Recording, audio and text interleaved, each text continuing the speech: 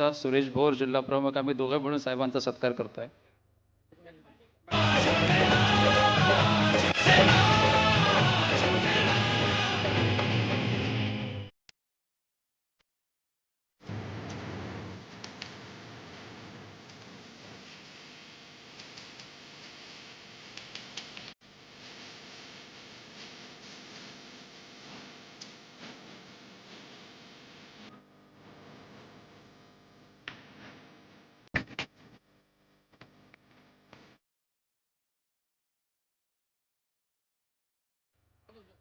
सर्वांना जय महाराष्ट्र. आवाज जय महाराष्ट्राला प्रतिसाद एवढा कमी का येतोय? जय महाराष्ट्र, जय महाराष्ट्र. नाही, काल पावसामुळे पुण्यामध्ये पूर होता, परंतु शिवसैनिकांच्या उत्साहाला मात्र पूर आलाच पाहिजे यासाठी शिवसेना पक्षप्रमुख उद्धवजी ठाकरे साहेबांनी या शिवसंकल्प मेळाव्याचं आयोजन आज या पुण्यामध्ये केलेलं आहे.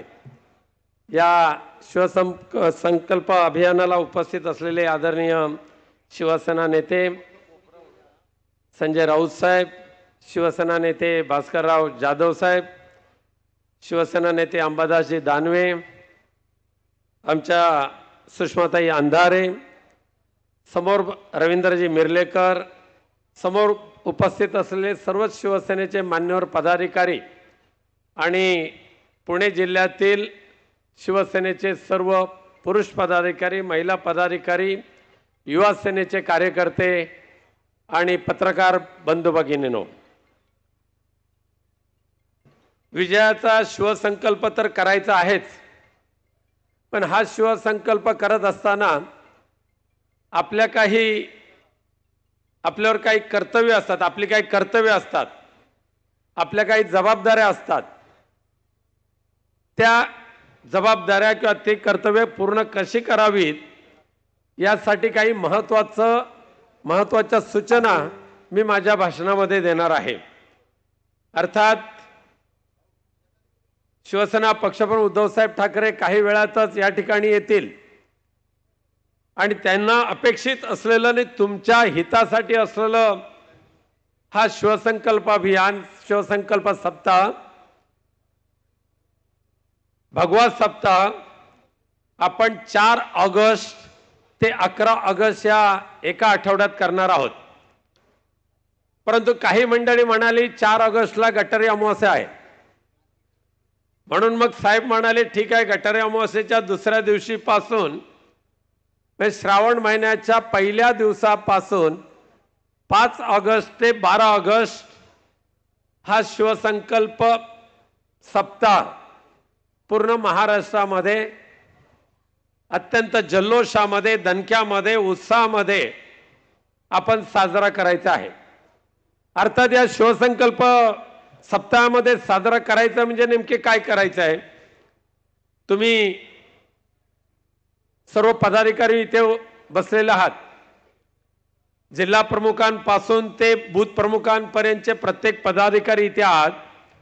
त्या प्रत्येकानं काही ना काही जबाबदाऱ्या ज्या तुमच्यावर आहेत, त्या अनुषंगाने तुम्हाला ज्या काही आम्ही सूचना देतोय त्या सूचना नक्की लक्षात ठेवा, लिहून घ्या, टिप्पण करून घ्या आणि त्या सूचनावर तुम्ही ह्या सप्ताहामध्ये तुम्हाला काम करायचं आहे आणि केलेल्या कामाचा आढावा आमचे संपर्क प्रमुख सचिन भाऊ अहिर आहेत, सहसंपर्क प्रमुख आदित्य शिरोडकर आहेत, यांच्या माध्यमातून तुम्ही हा केलेल्या कामाचा आढावा द्यायचा आहे. अर्थात तुम्हाला सर्वांना माहिती आहे की निवडणुका जिंकायच्या म्हणजे केवळ घोषणा देऊन जिंकता येत नाही, तर प्रत्यक्ष मतदानाने त्या जिंकाव्या लागतात. आणि मतदानाने जिंकायच्या असतील तर आपल्याला आपले मतदार त्या मतदार यादीमध्ये नोंद करण्याची आवश्यकता असते. सर्वांच्या सुदैवाने शेवटची अंतिम मतदार यादी सुधारण्याचं काम आता चालू झालेलं आहे. 2 ऑगस्ट ते 11 ऑगस्ट ह्या कालावधीमध्ये नवीन मतदार नोंदणी केली जाणार आहे आणि ह्या नवीन मतदार नोंदणीच्या पार्श्वभूमीवर 2 ऑगस्टला मतदार यादीचा प्रारूप आराखडा हा तुम्हाला पाहायला त्या कार्यालयामध्ये ठेवला गेलेला आहे। 2 ऑगस्टला तो मतदार यादी पहा, त्याचं वाचन करा। ती यादी एक प्रत्यक्ष पाहिजे तर तुम्ही विकत घ्या आणि त्या मतदार यादीमध्ये आपल्या सर्वांची नावं, जे आपले मतदार आहेत, शिवसेनेचे आहेत, इंडिया आघाडीचे आहेत, ही नावं कायम आहेत की नाही ती पहा। मागच्या लोकसभेच्या निवडणुकीमध्ये आपल्या हमखास बालेकिल्ल्यातील हजारोच्या संख्येने नावं गाळली गेली आणि त्यामुळे काही ठराविक जागांवर आपल्याला दुर्दैवाने पराभव पत्करावा लागला। त्यामुळे प्रत्येक बूथ प्रमुखाने प्रत्येक यादीला बूथ प्रमुख असलाच पाहिजे, प्रत्येक यादीला पोलिंग एजंट असलाच पाहिजे, प्रत्येक यादीला BLA असलाच पाहिजे, ही सूचना पक्षाच्या माध्यमातून आम्ही अनेक वेळेला देत असतो। जिल्हा प्रमुख, उपजिल्हा प्रमुख, तालुका प्रमुख ते सुद्धा खाली ही सूचना देतात, पण प्रत्यक्षात ह्या सूचनेची काटेकोरपणे अंमलबजावणी होण्याची आवश्यकता आहे। 2 ऑगस्ट पासून जी मतदार यादी तुम्हाला वाचायला ठेवलेली आहे त्याचं वाचन करून त्या आपल्या यादीमध्ये जर कोणाची नाव वगळली गेली असतील तर ताबडतोब ते नाव दाखल करण्यासाठी निवडणूक कार्यालयाशी तुम्ही संपर्क करा। नवमतदार जे असतील, ह्या नवमतदारांची मतदार यादीमध्ये नावं घालण्यासाठी त्यांची नावं तुम्ही मतदार यादीमध्ये नोंद करा आणि प्रत्येक बूथ प्रमुखाने आपल्या यादीमध्ये आपला कोणीही मतदानापासून वंचित होणार नाही याची दक्षता घेण्याची आवश्यकता असते। तुम्ही 11 तारीखपर्यंत मतदार नोंदणी केल्यानंतर 8 ऑगस्ट ते 20 ऑगस्ट 8 ऑगस्ट ते 20 ऑगस्ट ह्या कालावधीमध्ये मतदार यादी तुमच्या हातात आलेली असेल।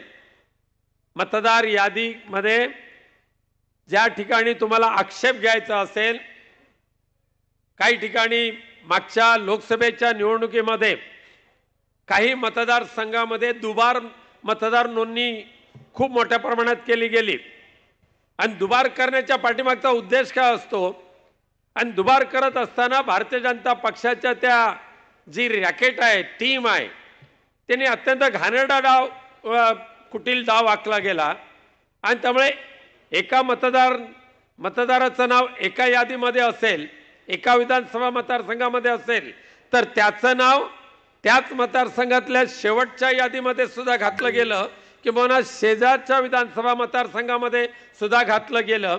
इथून मतदान करायचं, इथली शाई पुसायची आणि तिकडे जाऊन दुसरं मतदान करायचं।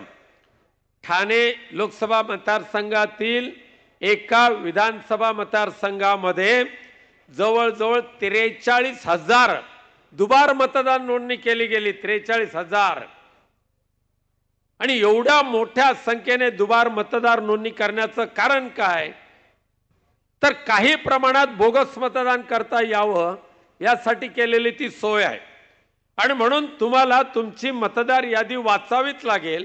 ती वाचल्यानंतर 8 ऑगस्ट ते 21 ऑगस्ट या कालावधीमध्ये तुम्हाला जर आक्षेप घ्यायचे असतील अशा दुबार नोंदणीबद्दल किंवा बोगस मतदार नोंदणीबद्दल तर ते तुम्हाला आक्षेप घेता येतील आणि ही तुमची शेवटची संधी असेल। कारण 21 ऑगस्ट नंतर 22 ऑगस्टला विधानसभेच्या निवडणुकीच्या अंतिम मतदार यादीचं प्रकाशन होईल। त्यानंतर मात्र तुम्हाला करेक्शन करण्याची कोणती संधी नाही। बरे, ऑनलाईन नवीन मतदार नोंदणी जरी करता आली तरी करेक्शन करता येणार नाही आणि म्हणून जिंकायचं असेल तर मतदार यादी सक्षम असली पाहिजे। मतदार यादीमध्ये माझं नाव असलं पाहिजे, माझ्या परिवाराचं नाव असलं पाहिजे, माझ्या पक्षाच्या मतदारांचं नाव असलं पाहिजे। याची काळजी घेऊन पदाधिकाऱ्यांनी आणि बूथ प्रमुखांनी काम करायचं आहे। हा आजच्या मेळाव्याचा महत्त्वाचा उद्देश आहे. दुसरा महत्त्वाचा विषय आहे की निवडणूक आयोगाने आपल्या सर्व राजकीय पक्षांना BLA ची नोंदणी करण्याचं सुचवलेलं असतं. बूथ लेवल एजंट मतदानाच्या दिवशी मतदान केंद्रामध्ये राजकीय पक्षाच्या वतीने अधिकृतपणे जाणारी व्यक्ती म्हणजे BLA. ह्या BLA ची नोंदणी ज्यांनी केलेली आहे, BLA ज्यांनी नियुक्त केलेले आहेत आणि रजिस्टर आमच्याकडे पाठवलं शिवसेना भवनला. आमचे मिर्लेकर साहेब, साईनाथ दुर्गे, आमचे शिवसेना सचिव या ठिकाणी आहेत. आम्ही पाहिलं ती संपूर्ण अख्ख्या महाराष्ट्रातल्या सगळ्या विधानसभा मतदारसंघातून BLAचं रजिस्टर आलं. पण प्रत्यक्ष ज्या दिवशी लोकसभेची निवडणूक होती त्यावेळेला तुम्ही जिल्हा प्रमुखांनी, तालुका प्रमुखांनी, ते विभाग प्रमुखांनी आम्हाला सांगा, तुम्ही नियुक्त केलेल्या किंवा तुम्ही आमच्याकडे यादी सादर जी केली होती BLAची, त्यापैकी किती जणांच्या गळ्यात शासनाचा अधिकृत बॅच होता? किती BLA तुमचे मतदार केंद्राच्या त्या केंद्राची जी खोली असते, रूम असतो, त्या रूम मध्ये जाऊ शकत होते? कोण BLA अधिकृतपणे तिथे जाऊन बोलू शकत होता? उमेदवाराशिवाय किंवा मुख्य निवडणूक प्रतिनिधीशिवाय तुम्ही कोणी आमदार, खासदार कोणी जरी असलो तरी आतमध्ये जाण्याची तिथे परवानगी नाही. परवानगी असते ती फक्त BLAची. आणि म्हणून ही सुद्धा सूचना सर्व पदाधिकाऱ्यांनी लक्षात घ्या. एकदा BLAची, सक्षम BLAची नियुक्ती करा. प्रत्येक यादीला BLA असलाच पाहिजे, पण तो केवळ नामधारी नको. मतदार यादीतलं नाव बघायचं आणि आमचा फॉर्म भरून द्यायचा. शिवसेना भवनमध्ये तयार केलेला BLAचा फॉर्म सगळ्या जिल्हा प्रमुखांनी घेतलेला असेल तर चांगली गोष्ट आहे, घेतला नसेल ते त्या 2 दिवसात तुम्ही तो घ्यायचा आहे. पण जो BLA तुम्ही नियुक्त करून द्या, त्या BLAचं नाव फक्त शिवसेना भवनच्या किंवा तुमच्या कार्यालयाच्या रजिस्टरमध्ये असता कामा नये, तर ते त्या निवडणूक कार्यालयामध्ये जाऊन, तहसीलदार कार्यालय असेल किंवा शहरामध्ये निवडणूक अधिकारी असेल त्या कार्यालयामध्ये त्यांची नावं द्यायची. त्यांचं ओळखपत्रासाठी आधार कार्ड द्यायचं आणि अधिकृतपणे BLAचं नोंदणी पत्र तुम्हाला प्राप्त करून त्या BLAच्या गळ्यामध्ये किंवा त्याच्या खिशामध्ये असलंच पाहिजे.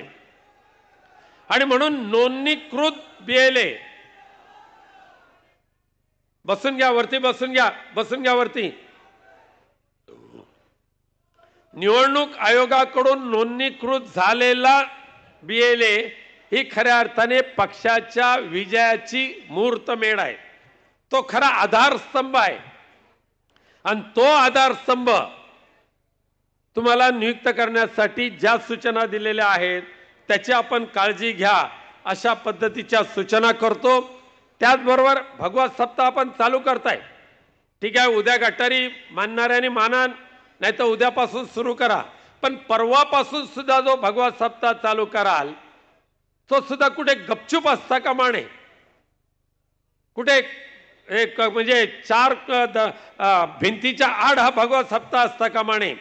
तर शिवसेनेचा भगवा सप्ताह वाजत गाजत तेवढ्यात जबरदस्त उत्साहाने आणि शिवसेना उद्धव बाळासाहेब ठाकरेंचा जय जयकार करत भगव्याचं वातावरण निर्माण करून भगवा सप्ताहाची सुरुवात जल्लोषामध्ये झाली पाहिजे. आणि तो जल्लोष, तो उत्साह तुमचा उद्याच्या विधानसभेच्या निवडणुकीपर्यंतच नव्हे तर त्यानंतर येणाऱ्या पुणे महापालिकेच्या निवडणुका, जिल्हा परिषद, पंचायत समितीच्या निवडणुका, या सगळ्या निवडणुकांना ऊर्जितावस्था प्राप्त करून देणारा हा भगवा सप्ताह आपण सुरुवात करा अशी आपल्याला सर्वांना विनंती करतो. आणि मी माझ्या सूचना ज्या काही सूचना केलेल्या आहेत त्याचा गांभीर्याने नोंदणी करून ठेवून त्याप्रमाणे अंमलात आणा असं विनंती करून मी माझे 2 शब्द संपवतो. धन्यवाद. जय हिंद, जय महाराष्ट्र. हा एक राहून गेलं.